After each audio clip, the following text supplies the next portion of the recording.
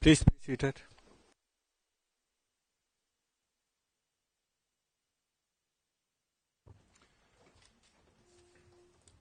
Mr. Groom.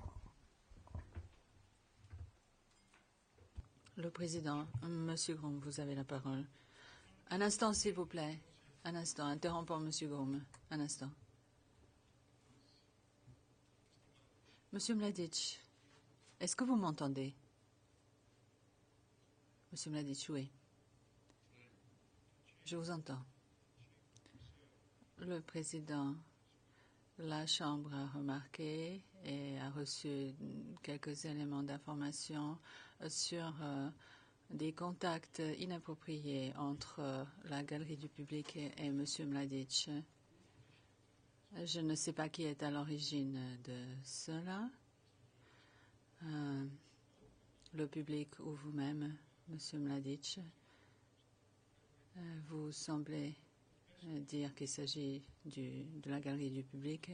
Donc, la meilleure façon de se comporter face à cela, c'est de bien se concentrer sur les débats dans la salle d'audience, plutôt que de se laisser distraire par ce qui se passe dans la galerie du public. Pour l'instant, la Chambre ne pense pas qu'il convienne de prendre des mesures pour remédier à cela, mais je m'adresse en ce moment à vous et au public en affirmant que si jamais cela devait se poursuivre, le mieux serait peut-être d'obstruer la vue depuis la galerie sur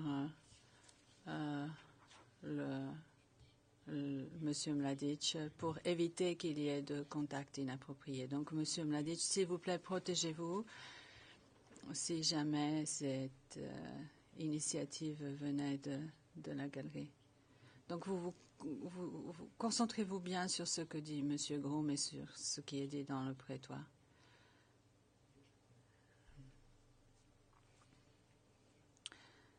Monsieur Groom, êtes-vous prêt? Pouvez-vous continuer? Monsieur Groom, merci, Monsieur le Président.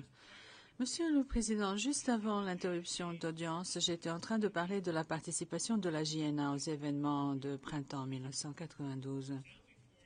Alors maintenant, vous avez la planche 43 sur les yeux, un rapport émanant de l'armée yougoslave informant donc comment elle et les unités armées qui ont été constituées et coordonnées par le SDS ont travaillé de concert pour s'emparer de la ville de Vlasenica ou pour la libérer, comme en parle le correspondant. Donc, certains commandants étaient prêts à déployer les unités de la JNA et les ressources de la JNA aux côtés de la partie serbe. Et les hommes politiques serbes du plus haut rang ont suivi cela avec attention, Milosevic, Karadzic. Et comme le moment approchait de créer une armée serbe de Bosnie, les officiers qui ont été choisis dans les rangs de la JNA ont été choisis pour diriger cette armée. Et en partie, s'ils ont été sélectionnés, c'était parce que déjà, ils s'étaient montrés compétents et déterminés à poursuivre l'objectif de la création d'un État serbe de Bosnie en ayant recours à la force militaire. Alors, les unités de la défense territoriale et les unités de la réserve ont été subordonnées à la JNA puis à la VRS pendant la totalité de cette période. Et par analogie, la police serbe de Bosnie, à différents moments, a travaillé également de concert avec la JNA et la VRS et à certains moments, elle s'est trouvée formellement subordonnée à ces forces-là. Et comme Karadzic le déclare en 1995, messieurs, nous avons les officiers que nous avons demandés. J'ai demandé Mladic. Fin de citation. Le choix de Mladic en tant que commandant ne se fait pas au hasard. Karadzic choisit Mladic parce qu'il pense qu'il s'agit d'un officier excellent qui est capable de commander cette armée serbe de Bosnie qui est prévue, dont la création est prévue, et parce que Karadzic pense qu'il est prêt à commettre les crimes qui sont nécessaires afin d'atteindre les objectifs stratégiques fixés par la direction serbe de Bosnie. Dans cette annotation des carnets militaires de Mladic, illustration 45, nous voyons que M. Mladic a enregistré les commentaires qui ont été faits par le général Perisic de la JNA lors d'une réunion où il a été question de choisir Mladic pour commander l'armée serbe de Bosnie. Et d'après ce qu'il note, Perisic aurait dit que Perisic et Ninkovic ont pris l'initiative avec Karadzic pour faire en sorte que Mladic commande la nouvelle armée serbe de Bosnie. Mladic note que Perisic aurait dit, et je cite, « Vous avez l'homme qu'il faut, si vous lui apportez votre soutien, vous aurez ce que vous voulez. » Fin de citation. Donc, vous aurez ce que vous voulez. Et ce qu'ils veulent, c'est quelqu'un qui sera prêt à assurer leur mainmise sur les territoires qu'ils ont déjà pris et qui sera prêt à promouvoir les objectifs stratégiques qui ont déjà été traduits dans les faits. Le 12 mai 1992, quand la VRS a été créée, la JNA s'est retirée de Bosnie. La JNA a laissé sur place la plupart de ses armes ainsi que des milliers de militaires qu'elle laisse à la VRS qui vient d'être créée. Elle continue de verser la solde de quasiment tous les officiers de la VRS, y compris Mladic, Galic, Krstic, Talic et d'autres officiers de haut rang sur lesquels vous apprendrez des informations un peu détaillées pendant ce procès. L'accusation présentera des éléments de preuve qui permettront de comprendre qu'à quelques heures de la création de la VRS, celle-ci a pu adapter les systèmes de transmission et de commandement et de contrôle de la JNA. L'état-major principal a pu émettre des ordres et recevoir des rapports des unités subordonnées, et ce, avec efficacité, en quelques heures.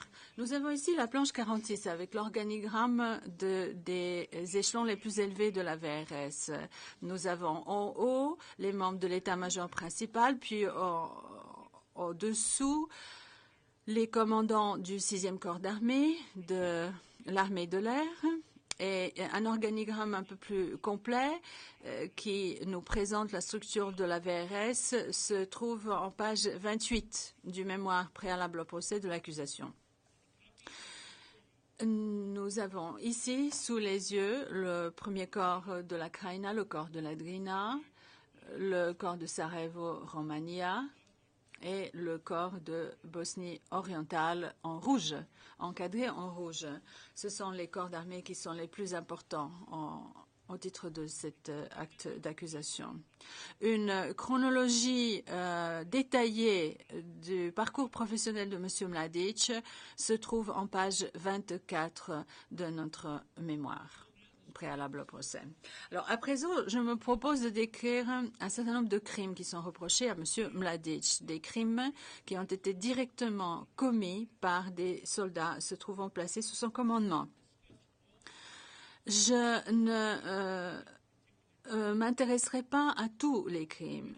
Je ne vais pas non plus les décrire en détail. J'en choisirai juste quelques-uns pour donner une idée générale du type de crime qui a été commis. Et je vais me servir d'objectifs stratégiques comme cadre de référence. Et je commencerai par le deuxième objectif. En fait, je laisse le premier objectif jusqu'à la fin de mon exposé parce que c'est celui qui se retrouve dans tous les autres. Avant la guerre, il y avait une très grande concentration de Serbes dans la Krajina.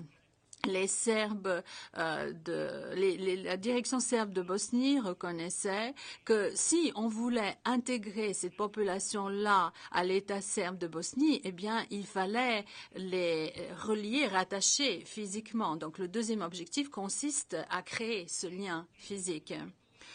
L'acte d'accusation donne une liste de crimes de manière très expresse, de crimes qui se sont produits dans les 5 municipalités, des crimes qui sont directement liés à ce deuxième objectif. Prijedor, Sanski Most, Ključ, Banja Luka et Kotor-Varoš sont ces municipalités-là.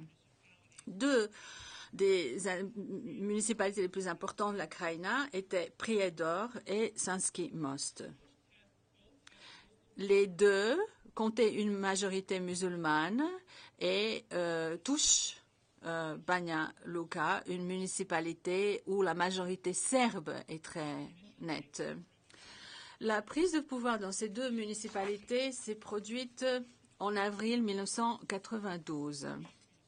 Ces municipalités seront le théâtre de certains des crimes les plus graves de nettoyage ethnique qui seront commis. La JNA a pris un rôle important dans la première prise de pouvoir dans ces municipalités.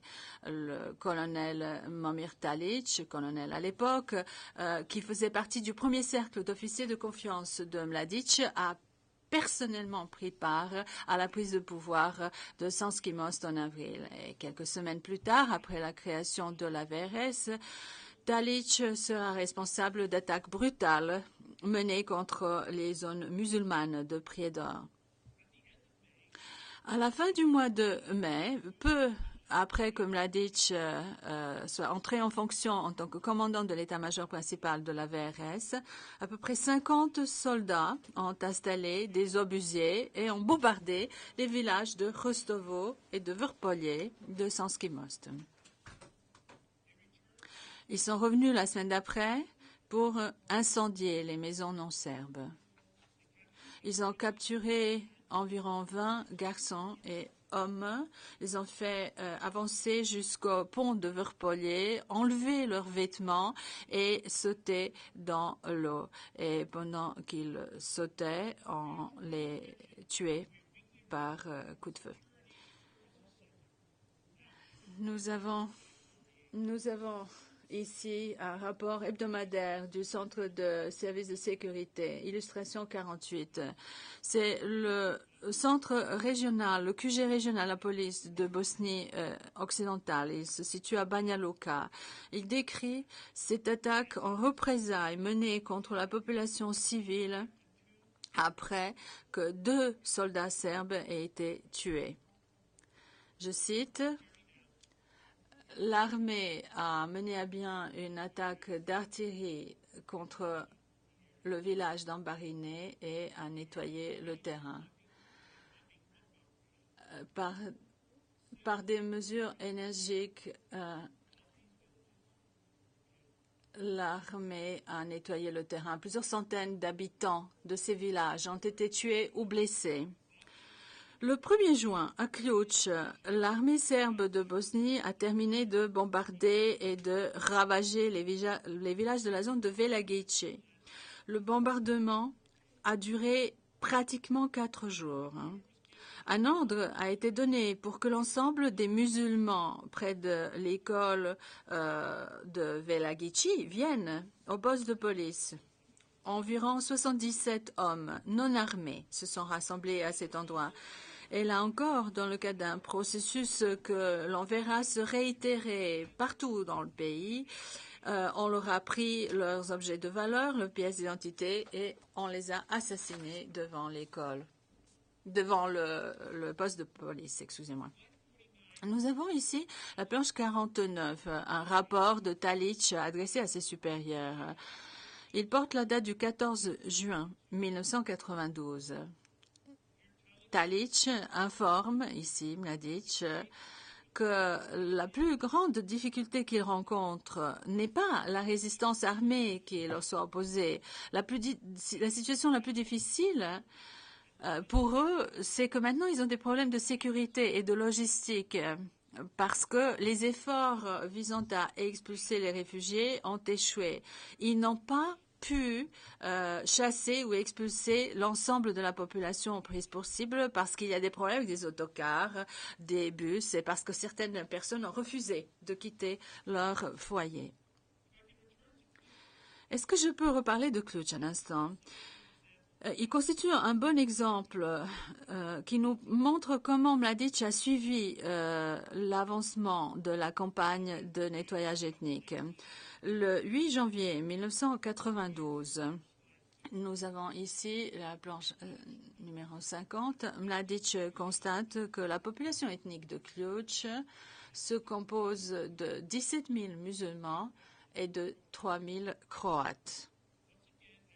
Là encore, à ce stade, M. Mladic est basé à Knin, en Croatie. L'illustration 51, carnet militaire de Mladic, où il prend une note d'un rapport qu'il a reçu de Jovo Banjac, qui est le président de la municipalité de Cluj. Et Banjac lui a dit que normalement, il y avait 17 000 musulmans à Cluj avant, et que maintenant, il n'y en a plus que 5 000. Et Mladic continue dans la suite qu'on lui a dit que 1 500 personnes sont parties ce jour-là, le jour du 11 septembre 1992. Image 52, nous avons le rapport suivant qu'il reçoit sur l'évolution des choses dans la municipalité de Cluj. C'est à peu près 7 semaines après le rapport précédent. Et là, nous avons le nombre de musulmans qui a encore été réduit et qui est maintenant ramené à 2000. Planche 53, nous avons un document qui porte la date du 1er juillet 1992. 6 semaines seulement depuis que Mladic a pris le commandement de la VRS. Et il rend hommage au succès des forces serbes dans le cadre du nettoyage du secteur. Et je cite, « Je tiens à rendre hommage et à vous faire part de ma gratitude, à faire part de ma gratitude à l'ensemble des soldats, officiers, commandants du premier corps de la Krajina et du corps de Bosnie orientale, membres de l'armée de l'air et de la défense antiaérienne de la République serbe, de l'armée de Bosnie-Herzégovine, ainsi qu'à la population serbe qui se trouve dans la zone des combats, pour avoir organisé et traduit dans les faits de manière réussie l'opération de percée, d'expansion et de nettoyage du corridor de Bosanska-Posavina entre la Bosnie de l'Est et la Bosnie de l'Ouest, ainsi que pour avoir conçu et organisé une action conjointe pour avoir coordonné les activités des unités de combat. Fin de citation. Le 10 juillet 1992, donc quasiment 2 mois après que Mladic ait pris le commandement de la VRS, les soldats de la VRS encerclent le village de Brkići, à Cluj. Les hommes âgés de 16 à 60 ans sont séparés de leurs proches et ils sont placés en détention dans une prairie à côté. On les fait marcher jusqu'à l'école élémentaire de Biljani. À partir du moment où on a mené à bien les préparatifs pour les tuer, eh bien, on les fait monter dans un autocar par groupe de 5. Et ce bus arrive dans un champ et pendant qu'on force les hommes à descendre, ils peuvent voir les cadavres de ceux qui ont été tués avant et on les tue pendant qu'ils descendent d'autocar. Et nous avons un survivant qui décrit cette journée. Il dit comment il s'est jeté par terre. Et il a prétendu qu'il était mort. Et pendant qu'il était allongé là, il a entendu les engins de terrassement travailler. Et un autre survivant de ce massacre décrira pendant le procès comment il a entendu un soldat commenter à un autre en disant que tout se passait conformément au plan. À la fin du mois de juillet 1992, à savoir 10 semaines seulement après la création de l'armée des Serbes de Bosnie, le général Tadić considère qu'il a terminé sa mission. Nous avons la planche 54 qui s'affiche maintenant à l'écran. Vous avez là un rapport du premier corps de la Krajina qui porte la date du 24 juillet 1992 et qui se lit comme suit.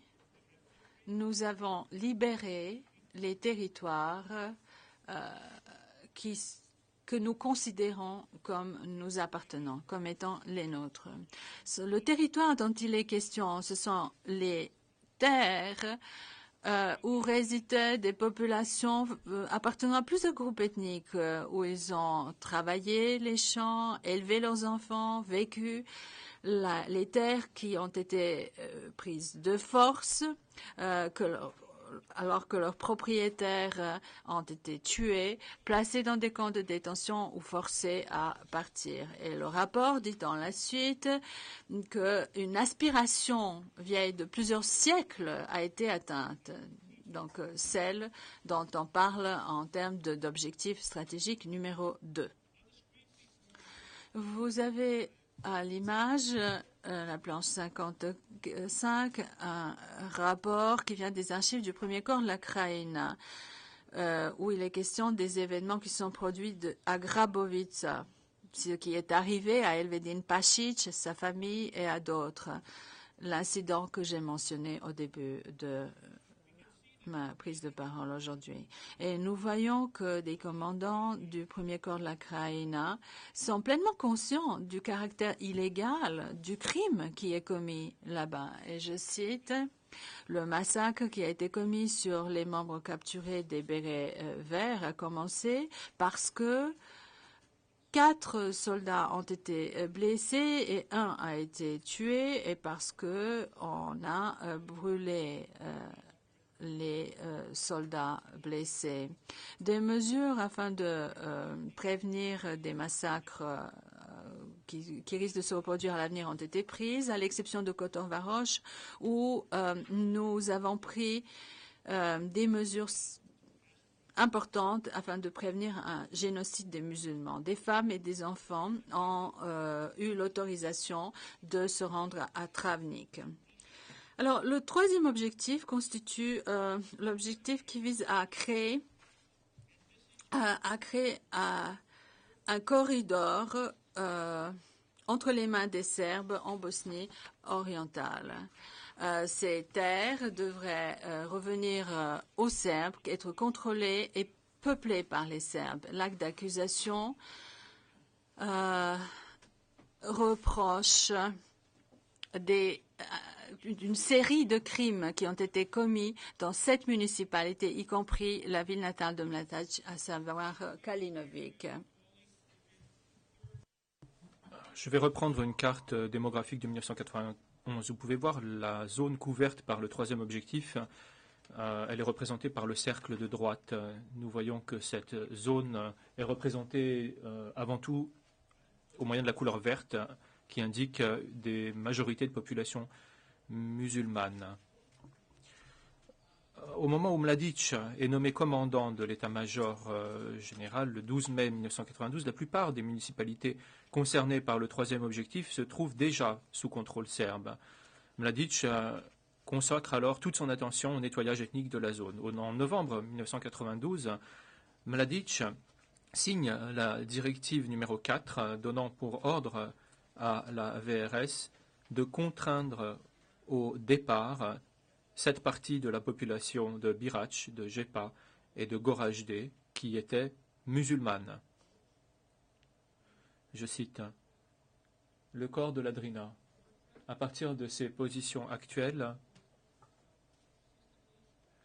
ses effectifs principaux devront se consacrer de façon durable à la défense de Visegrad, du barrage, de Zvornik et du corridor, alors que le reste de ses effectifs dans la région plus générale du Podrinje devront épuiser l'ennemi, lui infliger les plus grandes pertes possibles et le contraindre, en même temps que la population musulmane, à quitter Birač, Žepa et Goražde.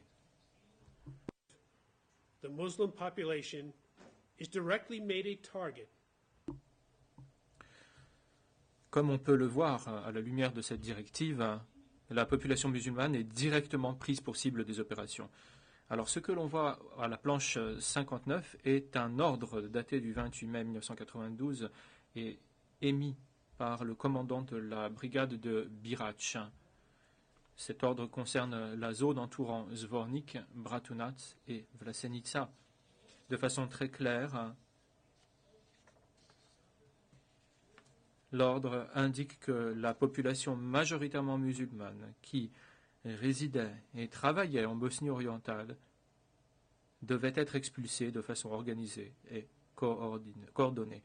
Les femmes et les enfants devaient être contraints au départ, alors que les hommes devaient être placés dans des centres de détention pour être échangés. Je cite. Le transfert de la population musulmane doit être organisé et coordonné. Seuls les femmes et les enfants peuvent partir, alors que les hommes en état de porter les armes doivent être placés dans des camps pour être échangés. Fin de citation. Le 2 juin, les forces bosno-serbes, soutenues par des véhicules blindés de transport de troupes et des mitrailleuses, ont attaqué le petit hameau de Drum à Vlasenica.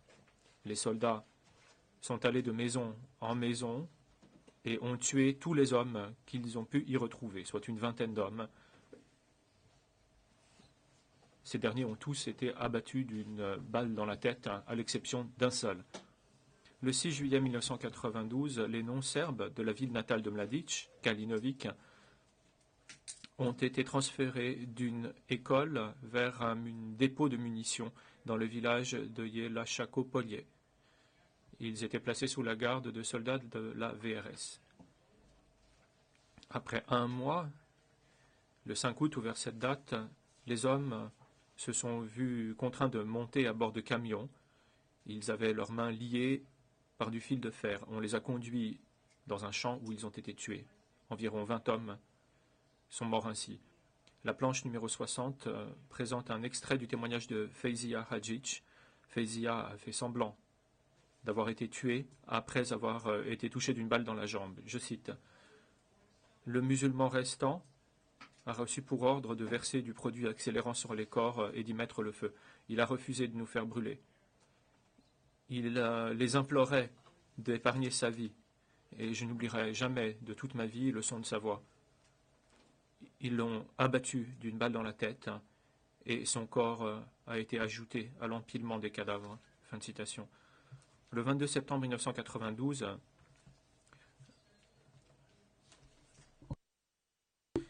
la seconde brigade de Romania, de la VRS, a encerclé la ville de Novoseoti. Il n'y avait aucune résistance armée. Après que les soldats bosno-serbes ont entièrement pris le contrôle de la ville, l'un d'entre eux a donné lecture d'un ordre au terme duquel les femmes et les enfants devaient être placés à bord d'autocars et transportés hors de la zone. On a dit aux hommes qu'ils resteraient pour accomplir des travaux forcés. Après le départ des femmes et des enfants, tous les hommes ont été tués. La mise en œuvre du troisième objectif stratégique était presque achevée en 1992. Les grands centres de population musulmans avaient été en grande partie vidés de leurs habitants bosniens. La planche 61 montre une entrée du carnet militaire de Mladic. Nous pouvons y voir qu'il prend note d'un rapport quant à la façon dont le projet de nettoyage ethnique s'est déroulé à Foča.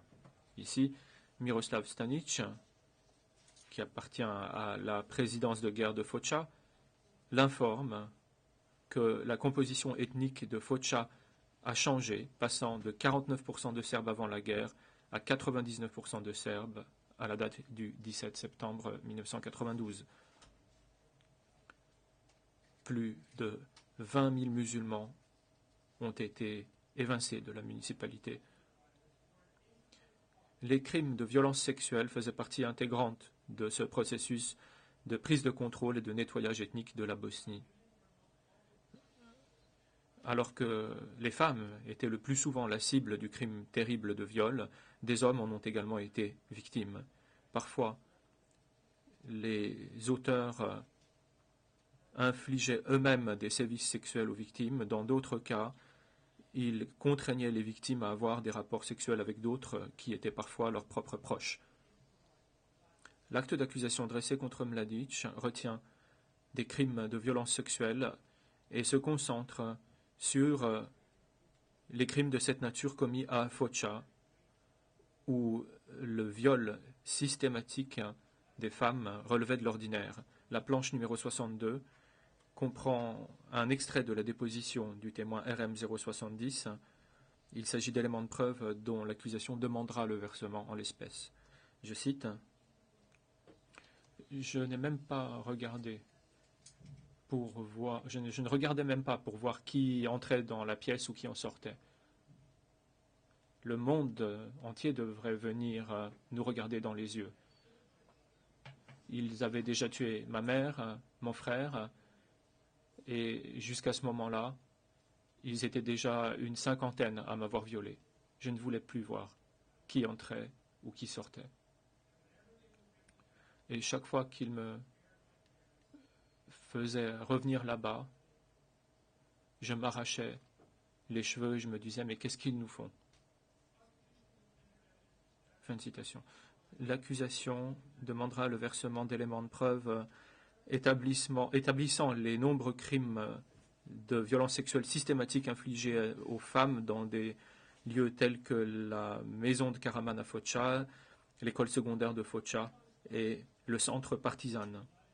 Sur la planche numéro 63, Mladic prend note d'un rapport émanant de Ljubislav Simic de Bratunac, selon lequel les musulmans de Bosnie, qui représentaient 64% de la population de Bratunac, ont été réduits à seulement 2 individus musulmans. Je cite: « Dans la municipalité de Bratunac, nous avons maintenant 2 musulmans. » Fin de citation.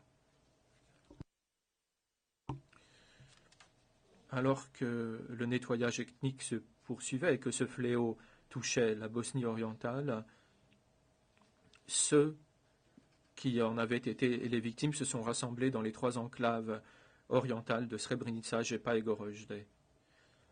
Le succès du 3e objectif stratégique n'était pas encore entier en 1993. La VRS, dans son mouvement en direction de la ville de Srebrenica, a été stoppée par l'intervention de la Force Pronu en 1993.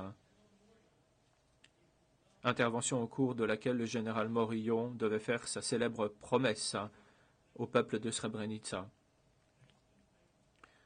Au cours des années 1993 à 1995, les enclaves orientales de Srebrenica, de Jepa et de Goražde ont survécu sous protection de l'ONU.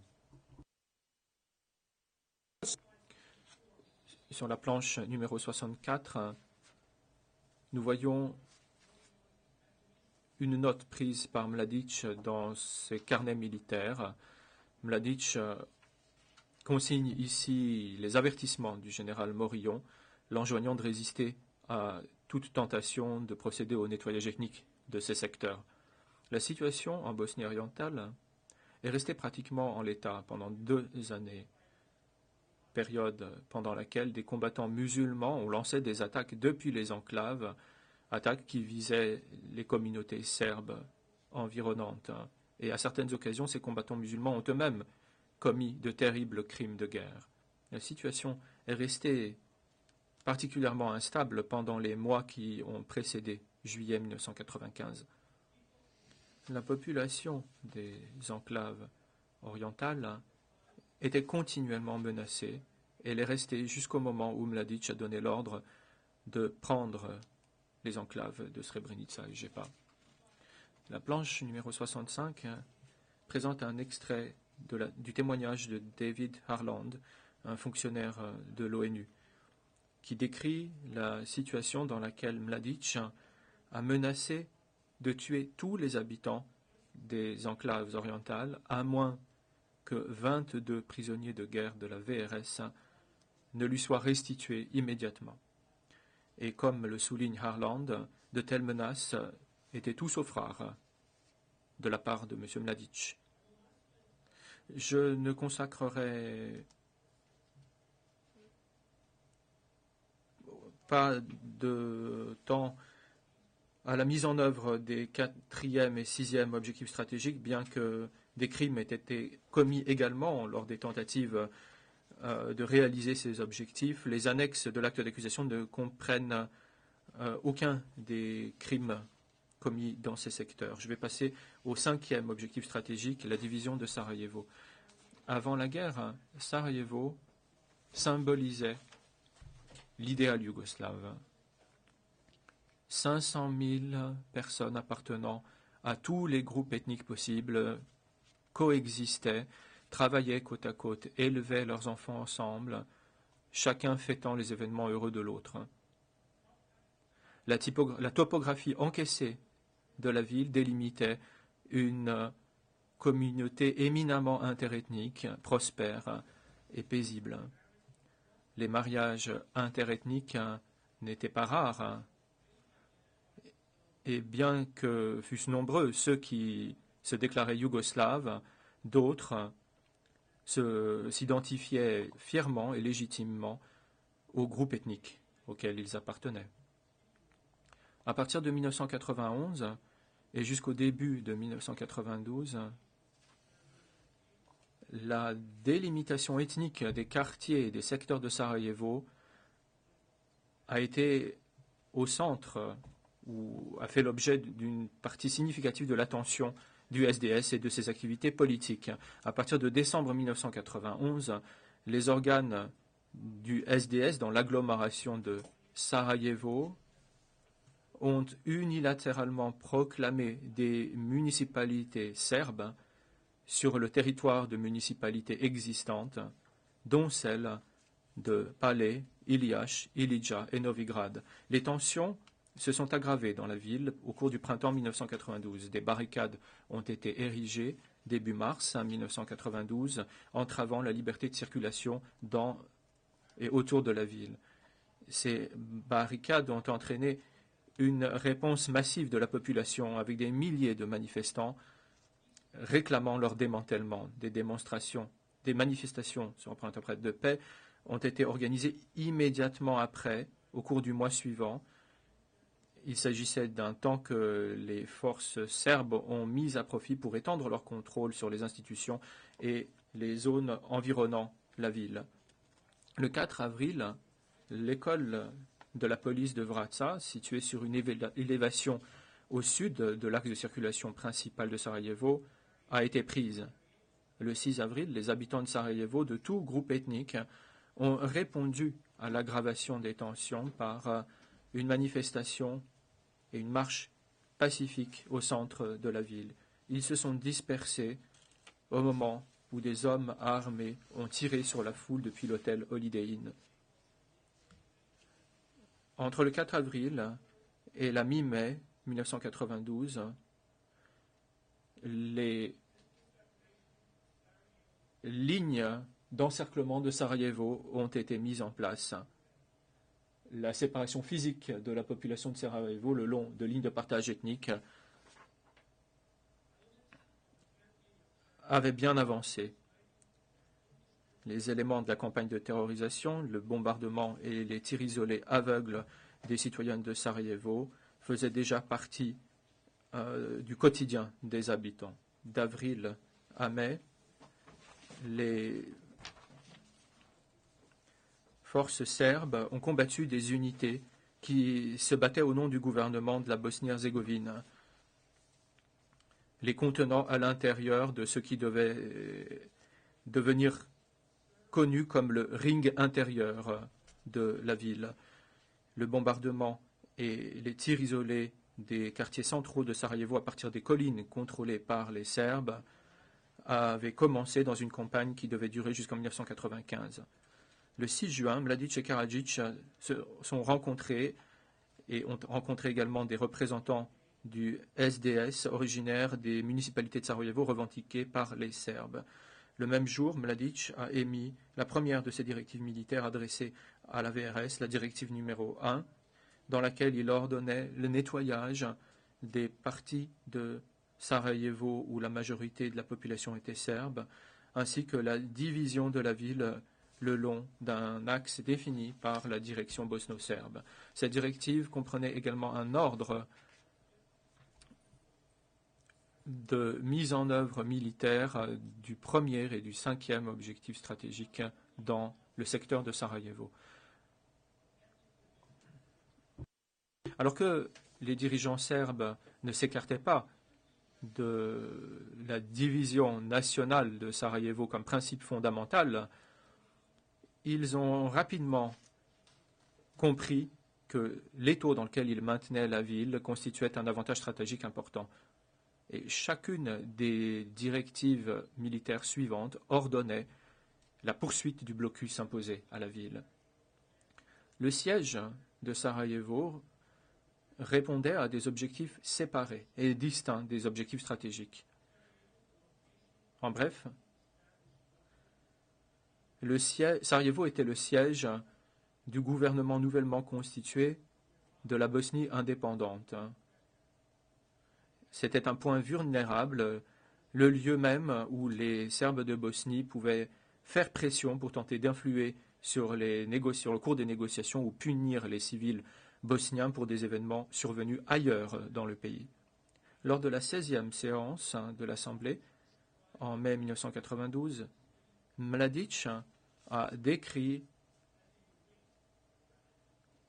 l'encerclement de la ville au moyen de pièces d'artillerie et de tireurs isolés comme un anneau autour de son cou. Il avait éminemment conscience du fait que c'était lui qui pouvait décider, que le pouvoir de décider qui entrerait de la ville et qui en sortirait était entre ses mains, et il en a usé pendant toute la durée du siège. Je vais demander à Mme Stewart de préparer un extrait d'un ancien correspondant de Sky News, M. Van Linden.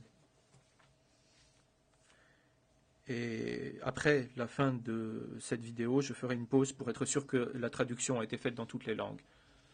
C'est le fléau de Sarajevo, le meneur des guerriers serbes.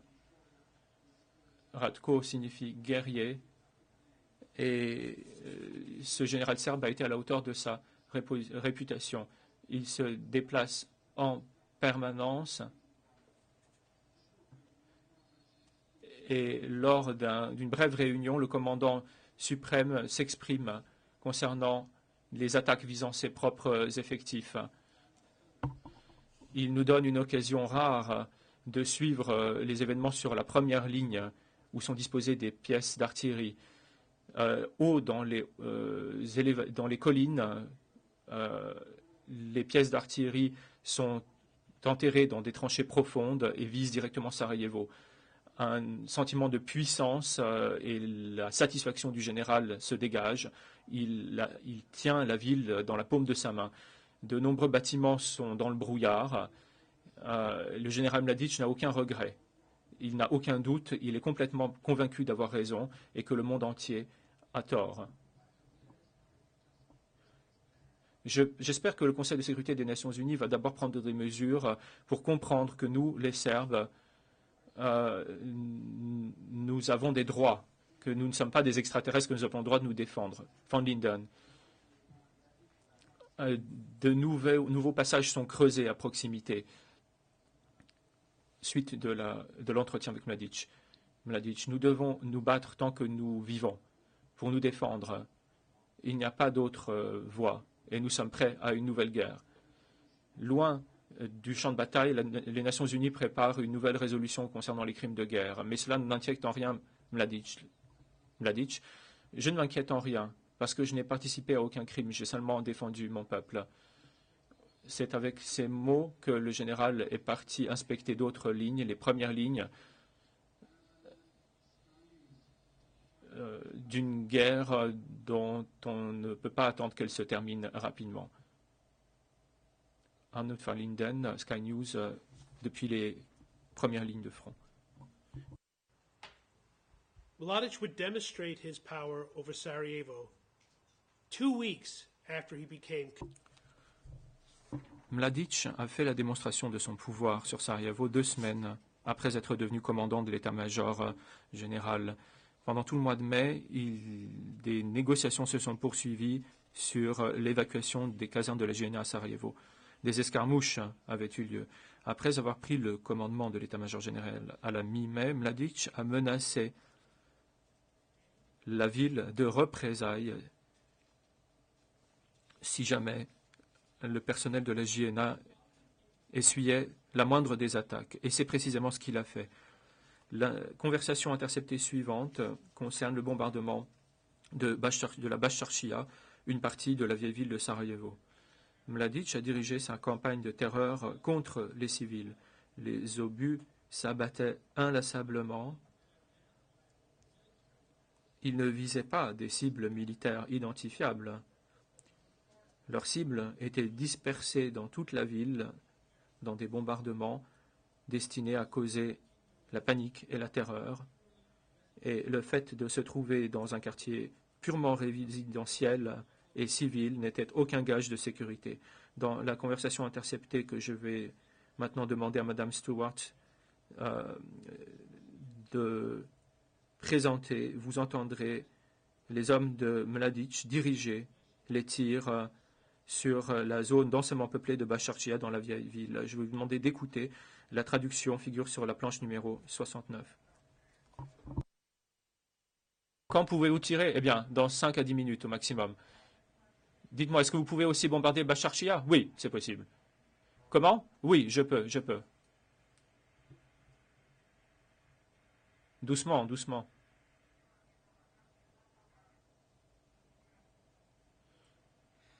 Tire une salve aussi sur Bashtarchia.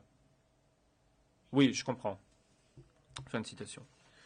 Juste après ce bombardement, Mladic prend note du message du général John Wilson, message de l'officier de liaison auprès de la mission des Nations Unies, qui transmet un appel adressé personnellement à Mladic par celui qui était alors le secrétaire général des Nations Unies, Boutros Boutros-Ghali.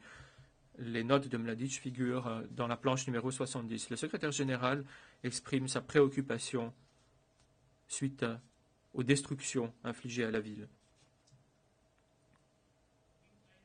Une semaine plus tard, mettant en œuvre sa première directive militaire, Mladic lance une nouvelle série de salves d'artillerie sans pitié visant la ville. Dès le début, les victimes, les auteurs des bombardements, la communauté mondiale qui regarde cela à la télévision sont conscients que le bombardement des civils de Sarajevo constitue un acte criminel très grave. D'ailleurs, Slobodan Milošević lui-même reconnaîtra ce qui était absolument manifeste pour tout le monde. Dans ce télégramme des Nations Unies, destiné aux Nations Unies, rédigé par le général Nambiar, il fait état du fait que Slobodan Milošević décrit ces premiers bombardements de Sarajevo comme étant, je cite, affreusement criminels. Fin de la citation. Pour comprendre le siège de Sarajevo, pour comprendre surtout comment il a été exécuté et pourquoi il a suscité tant de terreur dans le cœur des habitants de Sarajevo, encore faut-il comprendre la topographie de cette ville. Sarajevo était encaissé dans une vallée, le long de la Miljačka, était entouré au nord, à l'est et au sud par des collines. Sarajevo était, pour l'essentiel, une ville à forte densité de population, un habitat fait de tours d'habitation et d'immeubles résidentiels de 2 à 3 étages qui se trouvaient situés sur de petits terrains et se trouvaient surtout tous à portée de vue des collines autour de la ville. Les habitants de Sarajevo, qu'ils se trouvent sur des toits ou qu'ils regardent par la fenêtre d'une tour d'habitation, pouvaient très clairement voir le territoire serbe qui était très proche. Dans certaines zones, il ne se trouvait pas à plus d'un pâté de maison de distance. Les habitants de Sarajevo vivaient avec un sentiment de vulnérabilité qui venait du fait qu'ils savaient pertinemment que tous les quartiers de la ville se trouvaient à portée des armes serbes. La ligne de tramway était le vecteur de communication qui desservait les principales avenues de la ville. Jusqu'au mois de mai 92, les habitants de Ilija l'empruntaient pour venir au cœur de la ville. Ils empruntaient ce tramway pour aller travailler, pour aller faire des courses, pour se rendre à l'école, pour aller prendre un café avec des amis le week-end dans la vieille ville. Et dans la partie est, vous aviez la vieille ville. Comme l'a dit lui-même Mladic en mai 1992, et je cite, « J'ai bloqué Sarajevo des quatre côtés, sur les quatre côtés. Il n'y a aucune issue. C'est un piège à rats. » Fin de la citation. Pour vous permettre de comprendre à quel point les collines qui entouraient Sarajevo étaient proches et pour vous permettre de comprendre la vulnérabilité de cette ville face aux tirs d'artillerie, je vais vous demander de bien vouloir regarder cet extrait vidéo qui a été pris à partir de la tourelle de la position d'un artilleur.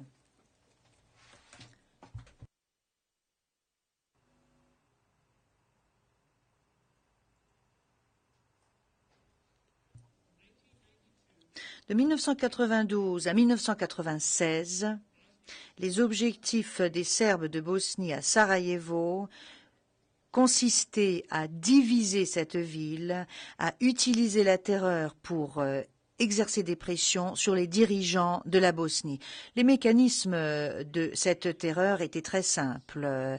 Bombardements indiscriminés, tirs embusqués prenant pour cible les civils, privation des besoins les plus essentiels, privation d'eau, de nourriture et d'aide humanitaire. Comme David Harland, un fonctionnaire des Nations Unies, l'a indiqué, Sarajevo était, et je cite, en proie à un robinet, au robinet de la terreur. Fin de la citation. Un robinet que l'on ouvrait ou que l'on fermé. Et je vous demanderai de bien vouloir vous souvenir de cette description qui définit de façon tout à fait appropriée ce qu'était Sarajevo pour Mladic et les autres dirigeants serbes de Bosnie. Je cite, « Sarajevo, dans le contexte des objectifs politiques, à savoir faire en sorte que les musulmans acceptent de négocier ou pour ce qui était de dissuader toute attaque militaire de l'OTAN. En fait,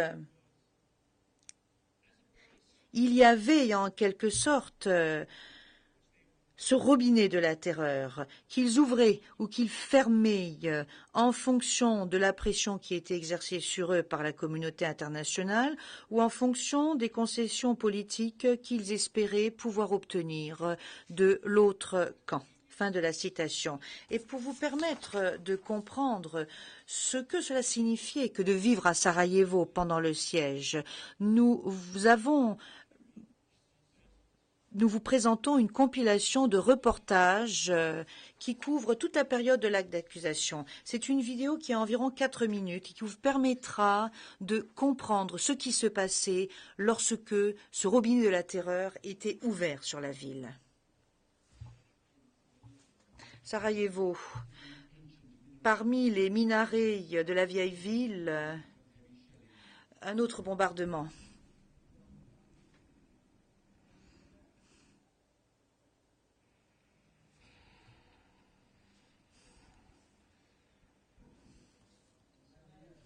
À Sarajevo, les carrefours peuvent être très mortels et il faut les franchir très très rapidement. Les carrefours et les avenues qui desservent la ville sont une preuve facile pour les tireurs qui se trouvent positionnés en haut des collines. Et les personnes âgées et toutes les autres personnes doivent accepter cette nouvelle réalité de la vie, tout comme les personnes handicapées. Sarajevo est en proie aux flammes, en son centre et à la périphérie.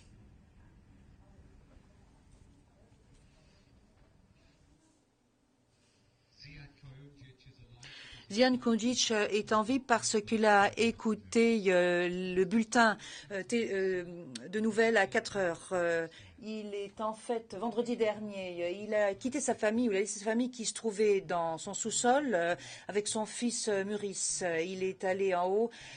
Pendant qu'il écoutait les nouvelles, la maison a été frappée par une autre salve. Ce matin, M. Kundic a enterré sa femme, sa fille et 2 de ses petits-enfants, ainsi qu'un ami qui se trouvait chez eux, qui avait amené de l'aspirine.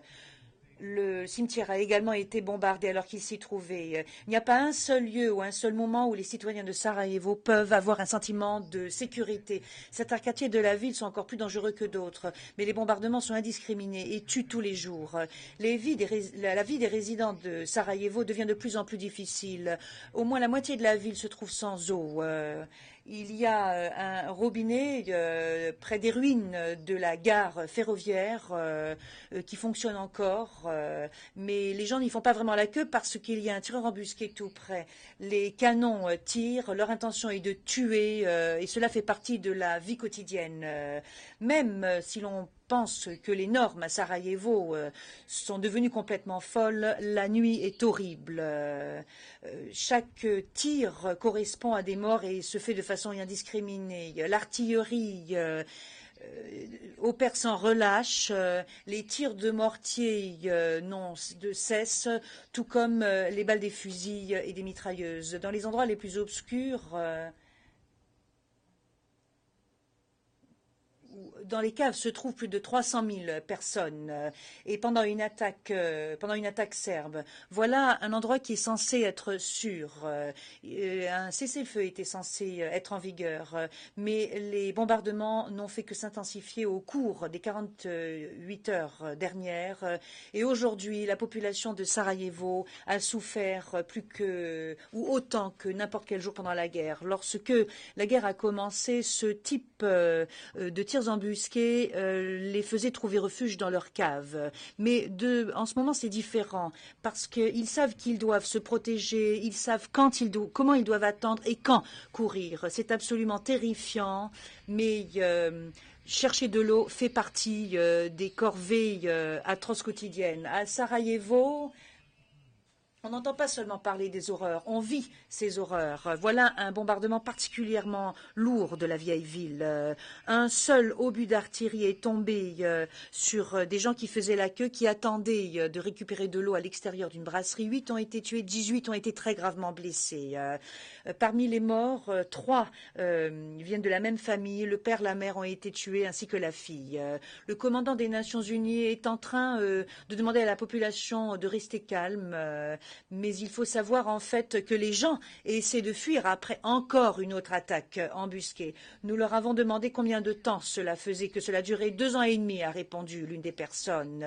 Il y a des efforts qui sont faits pour essayer de préserver une certaine unité à Sarajevo. Ces efforts sont complètement battus en brèche. Il faut savoir que la plupart de la population court un grand danger. Ce matin, un obus a atterri alors que des gens marchaient près de l'hôtel Holiday Inn. Avec une seule explosion mortelle, les gens doivent continuer à aller au travail, faire la queue pour se nourrir ou ils ne peuvent pas se permettre de ne pas le faire. Mais ce matin, 5 ont été blessés, 2 très gravement. Et il y a encore des tirs embusqués autour de la ville. I've already discussed Directive 1.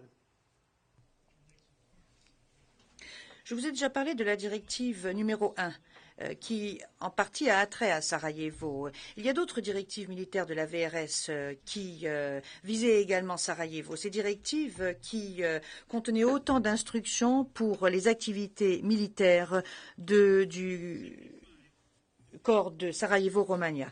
La planche 75 vous donne le détail de 2 directives. La directive 3, qui a été émise en août 1992, est signée par Mladic. Une partie de cette directive est consacrée aux objectifs opérationnels du corps de Sarajevo-Romagna de la VRS.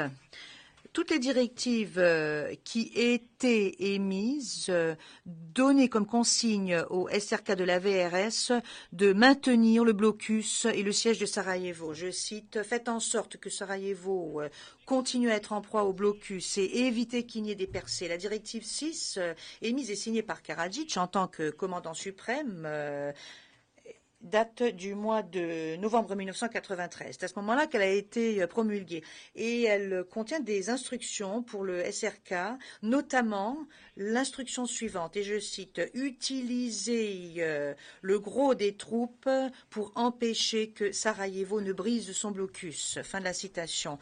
Pendant les 44 mois de siège, le blocus de Sarajevo n'a jamais été brisé. La ville, se reprend l'interprète, est effectivement restée dans la paume de la main de Mladic. L'accusation va s'acquitter de la charge de la preuve pour ce qui est de l'élément bombardement du siège de Sarajevo, et ce de deux façons. Premièrement, en présentant des éléments de preuve fournis par les habitants de Sarajevo et par les observateurs internationaux qui ont décrit d'intenses périodes de bombardements et de tirs embusqués de la ville, alors que pour l'essentiel, il n'y avait aucun objectif militaire identifiable et qu'en fait, le but était manifestement de semer la terreur parmi la population civile. Et deuxièmement, l'accusation s'acquittera de cette charge en présentant un certain nombre d'éléments de preuve relatifs à un nombre de bombardements précis et d'incidents de tireurs embusqués. Je vous ai déjà décrit 3 de ces bombardements. Le dernier incident dont je vais vous parler lors de ma déclaration liminaire est un bombardement au cours duquel une bombe aérienne modifiée a été utilisée. Ces grosses bombes, ces bombes lourdes, extrêmement destructrices, ont été conçues pour être larguées d'avions. Avec l'imposition de la zone d'exclusion aérienne sur Sarajevo en octobre 1992, ce type de bombe ne pouvait plus être largué à partir d'avions. Des mesures ont donc été prises pour que ces bombes soient modifiées à telle enseigne qu'elles pouvaient être lancées depuis les collines qui entouraient Sarajevo.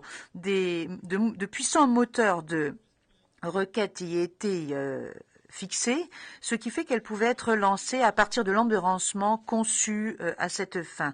Sans aucun mécanisme permettant de les cibler ou de les diriger, ces bombes étaient tout simplement levées pour retomber sur Sarajevo au hasard. Ces armes ont été mises au point par l'armée yougoslave et Mladic les a directement achetées, a participé à cette utilisation dans Sarajevo et autour de Sarajevo. Ces bombes très importantes pouvaient provoquer une destruction importante et, qui plus est, étaient imprécises. Les victimes de ces bombes aériennes modifiées n'étaient pas seulement les personnes qui vivaient où elles tombaient, mais également les personnes qui savaient que ces armes étaient utilisées régulièrement par la VRS, et ce de façon absolument indiscriminée. L'accusation présentera des éléments de preuve à propos de 3 attaques de ces bombes aériennes pendant le printemps 1996. Je vais m'intéresser à un de ces incidents qui est décrit d'ailleurs dans l'annexe G10 de l'acte d'accusation. Le 7 avril 1995, une bombe aérienne modifiée a été lancée à partir d'un lanceur de la VRS et s'est écrasée sur une zone résidentielle à Krasnitsa qui se trouvait au pied du mont Igman. La planche 76 est un ordre donné par le commandant du corps du SRK, Dragomir Milošević. Le 6 avril 1995, voilà l'ordre qu'il donne. Et je cite, « La brigade d'Ilidja va immédiatement préparer un lanceur avec une bombe aérienne et transportera cette bombe pour qu'elle soit lancée. » Il faut que nous choisissions la cible la plus intéressante à Krasnitsa et à Chokolovichi, où nous pourrons infliger le plus grand nombre de victimes et provoquer les plus grands dégâts matériels. La planche 77 est un rapport envoyé à l'état-major principal le jour suivant qui montre que l'ordre a bel et bien été exécuté. Et je cite dans la brigade d'Ilidja, un obus de 120 mm a été tiré et une bombe aérienne de 250 kg a été lancée en plein cœur de Krasnitsa. Cette bombe a détruit des maisons de civils, a tué ainsi une personne civile et en a blessé 3 autres. Ziba Tchoustovic était chez elle ce matin-là, était en train de boire son café lorsque la bombe l'a tuée. Les éléments de preuve présentés par l'accusation vont permettre de déterminer que l'utilisation de ces armes lourdes était contrôlée, et ce, grâce à une hiérarchie militaire centralisée parfaitement bien établie. Voilà un exemple du type de document que l'accusation vous présentera. Sur la planche 78, nous pouvons voir un ordre émanant de l'état-major principal et destiné au commandement du SRK. L'état-major principal était le seul organe qui avait l'autorisation pour utiliser ces armes lourdes. C'était une autorité qu'il pouvait déléguer au corps, mais qu'il ne pouvait pas déléguer à d'autres échelons subalterne ou inférieure. Et je cite, l'état-major principal de la VRS décide de l'utilisation des bombes aériennes. Peut-être qu'un corps peut le faire avec l'approbation de l'état-major principal de la VRS, mais une brigade ne peut pas le faire en fonction de ses propres plans. À l'avenir, cela ne peut pas être fait sans votre approbation. Plus tard, cette même année, le 7 novembre 1994, Mladic lui-même va donner un ordre par lequel il se réserve le droit de prendre la décision d'utiliser des armes de lourd calibre sur des cibles civiles à Sarajevo. Et dans cet ordre, nous pouvons voir comment Mladic a une part active dans le bombardement lorsqu'il s'agit de cibles civiles. Voilà ce qu'il dit au paragraphe 3, et je cite, « J'utilise toute utilisation d'armes de plus gros calibre sur des cibles civiles à Sarajevo sans mon approbation ou mon autorisation. » Fin de la citation. Donc il est absolument indubitable que Mladic, sous réserve de l'autorité de Karadzic, contrôler le bombardement de Sarajevo. Comme l'a indiqué Mladic à John Wilson, il allait faire trembler Sarajevo. Et je cite, « Soyez assurés que vos soldats sont conscients du fait que Sarajevo va trembler. Sarajevo tremblera. Il y a beaucoup plus d'obus qui vont tomber par seconde à partir de maintenant que pendant toute la guerre jusqu'à présent. » Fin de la citation. La structure de commandement de la VRS était bien établie et opérait de façon tout à fait efficace.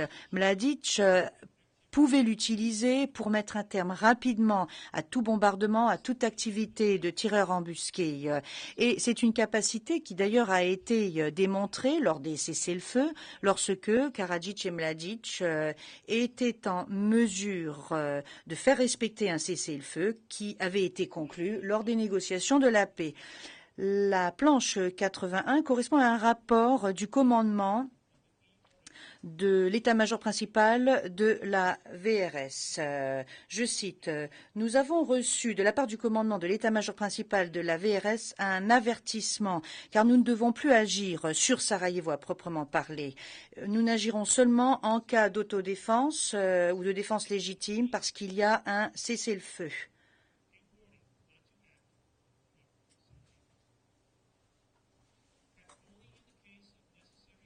Et ce n'est, comme je le disais, qu'en cas de défense légitime et de danger pour nos lignes de défense militaire que nous agirons. C'est un avertissement qui vous est donné eu égard à l'accord conclu entre le président Karadzic, la Force-Pronu et notre ennemi. Les structures de commandement étaient en place pour que Karadzic et Mladic puissent démarrer, arrêter ou moduler les bombardements et les activités des tireurs embusqués sur Sarajevo. Pour reprendre la définition ou l'expression de David Harland, le robinet de la terreur fonctionnait parfaitement bien. Je suis sur le point de passer au sujet des tireurs embusqués. Je ne sais pas, messieurs les juges, si vous envisagez de faire une pause, monsieur le Président. Le Président, Monsieur Groube, je pensais que la prochaine pause pourrait commencer environ dans 5 minutes. Mais si vous pensez que le moment est plus judicieux maintenant, nous pouvons tout à fait faire la pause. Monsieur Groube, tout à fait, Monsieur le Président. Le Président, eh bien, nous allons faire une pause et nous reprendrons à 12h25.